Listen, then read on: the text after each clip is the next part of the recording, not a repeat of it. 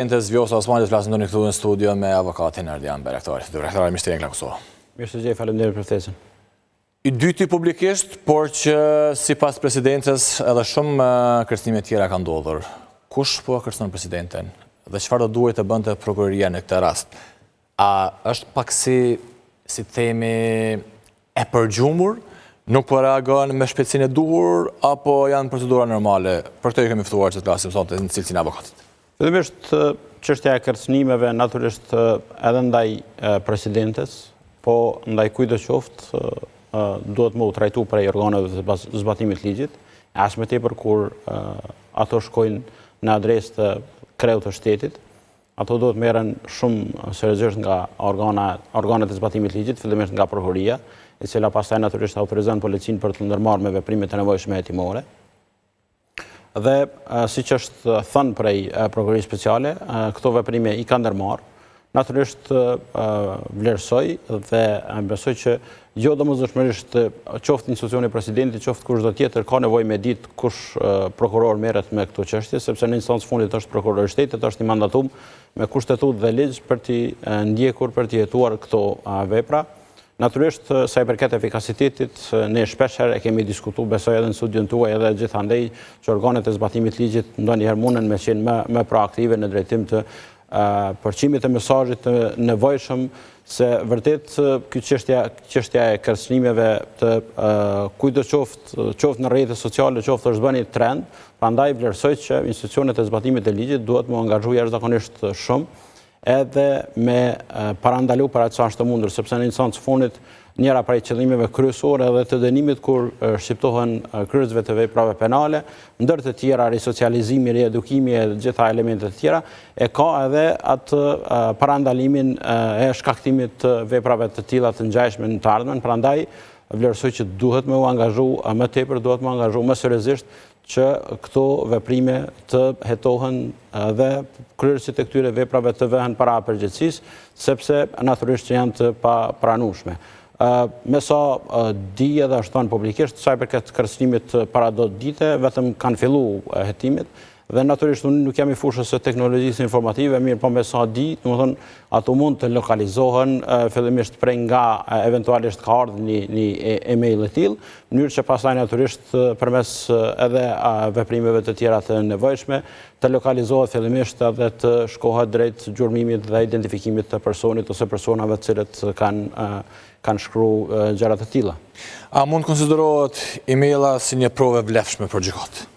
Natyrisht po, emaila në instancë fundit është edhe formë e komunikimit zyrtar, sepse si të tillë një edhe ligji për administrimin e punës në zyre. Prandaj një formë e tillë, një qasje e tillë, një kërcënim i tillë, natyrisht që është provë e pranueshme në procesin e me pastaj, sepse në rrethana të tilla natyrisht është provë vendimtare për sa i përket çështjes. Ne edhe sot me sa pash nëpër media o në proceset gjyqësore ndodhi një person tjetër i cili pastaj rezultoi që jo i kam qenë i dehore e të ngjashme, që në instancë fundit janë tentativa për ta minimizuar si themi pasojën e timit, por megjithatë vlerësoj që organet e zbatimit të ligjit edhe me rastin e përcaktimit të shkallës përkatësisht lartësisë së dënimit për këtë kategori të kryesve të veprave penale duhet me pas parasysh edhe këtë aspekt, sepse po e ripotencoj që është bërë një trend jashtëzakonisht prezent në shoqëri, prandaj duhet të ndërmerren veprimet e nevojshme në qëllim të parandalimit para se është mundur. Nëse potencialisht personi i cili ose autori i këtij kërcënimi është jashtë Kosovës, si procedohet ligjërisht? Sa i përket asaj, natyrisht varësisht prej vendit ku ndodhet, Kosova ka me pjesë ndërmuese të vendeve të Bashkimit Evropian raporte korrekte dhe të mira bashkëpunimi, me disa prej cilave ka edhe marrëveshje të ratifikuara në kuvendet respektive, me disa të tjera ka edhe marrëveshje sipas ose bashkëpunim sipas parimit të reciprocitetit, për çka natyrisht që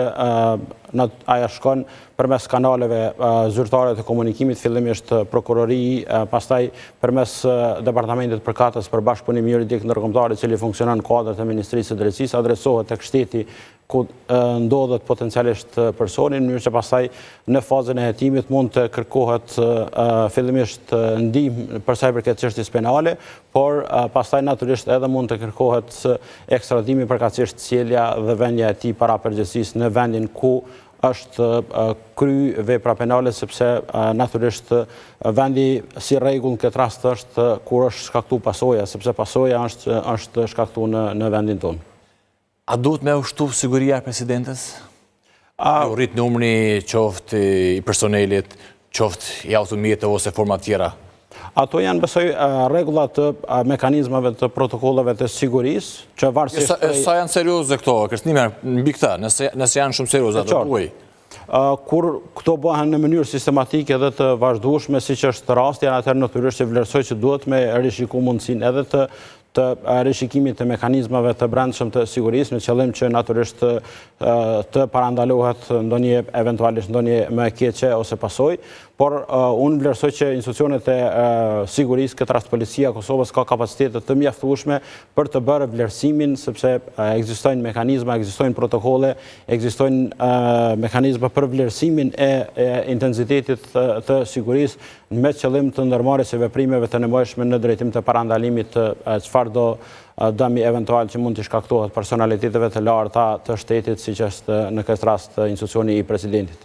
Për shembull, në këtë emailën që ja ka dërguar pra autori në drejtim të presidentes, është që janë nisë me të vrarë për ndonjë fjalë të rëndë, edhe shpihunat e Serbisë, policisht ka janë me armë kontrabandume. A mund të ketë përpavi politike? Qysh mund të ndërlidhet? Nuk e di, domethënë është faza e hershme natyrisht, afërsisht të ngjajshëm me kësi gjysëm analfabetizmi, mund të themi, ka qenë edhe ai shkrimi paraprak, që po nënkupton që shpreshtohet mundësia që qëndrojë edhe dikush prapa këtij, sepse unë kam thënë edhe një studie tjetër, fillimisht përmirëqos emaillit të institucionit të presidentit, ajo nuk figuron emailli i presidentes në faqen zyrtare. Duhet disa hapa, duhet me ditë emrin e mbiemrin, duhet me ditë domenin, sepse janë të ndryshme varësisht prej qeverisë ose varësisht prej institucioneve, në këtë rast kështu që përjashtohet mundësia që qëndroj dikush prapa kësaj situate, sepse një person me këtë nivel të shkrimit është vështirë e besueshme që mund t'i qaset emailit dhe t'a gjej kushtimisht me thonë emailin e presidentit. A mund t'a bëj këta për t'i ikur? Përjashtohet mundësia që ndoshta edhe për shkak të për me një formë kamuflimi, thonë ta përdor këtë gjuhë, mirë po megjithatë, gjitha këto janë pista, besoj, të hetimit të organeve të zbatimit ligjit, të cilat besoj, edhe për këtë rast unë jam shumë optimist që vetëm kanë filluar me ndërmarrë veprime, pavarësisht faktit që mund të mos jenë të njohura për publikun, mirë po si rregull organet e zbatimit të ligjit i kryjnë detyrat, mundohet që vonohen ndonjëherë, mirë po megjithatë me që në këtë rast vetë ka, sipas informatave të dhëna publikisht, ka akvendim për fillim të hetimeve, atëherë besoj që vetëm kjo i shtohet pjesës ku është duke u ndërmarrë procesi hetimor, edhe me pa në rast eventualisht këto kanë çështje të ndërlidhura njëra me tjetrën. E pse është kjo farë lloj lufta si temin mes prokurisë dhe presidentes? E pa me disa herë këshilltari i presidentes, zoti Bekim Kupina, e kundërshtaj, si me thonë, ose replikon të ndaj njoftimeve të prokurisë speciale. Por natyrisht unë ka përshtypjen që një çast. A është tentim për të bërë politik, apo ka të drejtë dikush, pra që thjesht jetë i pakënaqur me trajtimin që po ta bëjë prokuria speciale? Ky raporti në mes të këshillit me theks veçantë, po edhe sistemit prokurisë në përgjithësi me institucionet e me këtë rast edhe me institucionet e presidentit nuk është i sotit. Domethënë ka kohë që ky nuk funksionon në mënyrën më të mirë të mundshme, çka natyrisht në bindjen time është jashtëzakonisht keq për institucionet, për shtetin, sepse në instancë fundit çdo eventualisht pakënaqësi ose si themi sfidë që mund të ketë brenda institucioneve, ato duhet t'i adresojnë, mirë po janë tërëzat e diskutimeve, duhet t'i adresojnë bashkërisht në takime, cilat në 4-5 vitet e fundit dorën zemër e kemi pa jashtëzakonisht pak që ka ndodhur që do të duhej me ndodhë jashtëzakonisht shumë, sepse në instancë fundit shkon në drejtim të adresimit të sfidave dhe përgjegjësive të përbashkëta. Në këtë drejtim natyrisht besoj që adresimin ose shqetësimin e këshillarit të presidentës mësë me kam kuptu si një shqetësim do shta edhe të momentit, qoftë edhe për sigurin edhe aspektet të ngjashme të institucionit të presidentit, natyrisht nuk vlerësoj që i përket një këshilltari me i adresu sulme dhe etiketime të tilla institucioneve të drejtësisë, natyrisht kërkesa për më shumë efikasitet, për kërkesa për më shumë punë, më shumë përkushtim, është krejtësisht normale e mekanizmave të tjera, shoqërisë civile, e profesionistëve të fuqës, mirë po kur janë të mveshur me petk publik me kuadrët të institucioneve, atëherë besoj që duhet me qenë më të kujdesshëm sepse në instancë së fundit nuk i kontribuojnë rritjes dhe avancimit të besimit të publikut në sistem të drejtësisë. A humb besimin të publiku? Natyrisht që po, sepse prokuria jo vetëm këtë rast, mirë po në vazhdimsi në 4-5 vitet të fundit ka qenë cak i sulmeve dhe etiketimeve të eksponentëve politik, e natyrisht kjo nuk besoj që do duhi me ndodhë për faktin se në instancë së fundit edhe qeveria, edhe kuvendi, edhe institucioni presidentit, mbi gjitha institucioni presidentit do të me kuptu që në kushtetut funksionan mbi pale dhe është përgjegjës për me u përkujdes që institucionet me kry punën dhe detyren e tyre kushtetuese, prandaj aja është atu që institucionet të tjera me adresu sfidat që kanë, e jo me qenë e kundërta, dhe më thonë me qenë cak i sulmit edhe prej institucionit të presidentit, prandaj vlerësoj që duhet me